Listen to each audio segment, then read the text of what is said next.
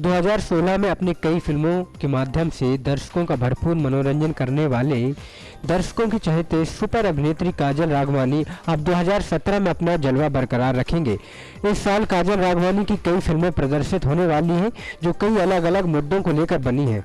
साल के शुरू में काजल राघवानी की फिल्म मेहंदी लगा के रखना प्रदर्शित हो रही है, जो 3 फरवरी से पूरे देश में एक साथ से प्रदर्शित की जाएगी। इस फिल्म के बाद काजल राघवानी की फिल्म दिलवाला दुल्हनिया गंगा के पार, बाबरी मस्जिद और जिला चंपारण ये फिल्में प्रदर्शित की जाएंगी।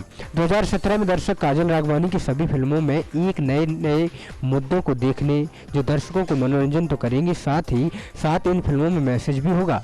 जिस तरह काजल राघवानी ने 2017 में अपनी फिल्मों के जरिए भोजपुरी बॉक्स ऑफिस में धमाल मचा दिया, उसी तरह 2017 में भी काजल राघवानी ने बेहतर फिल्मों के जरिए भोजपुरी दर्शकों पर राज करने वाली है।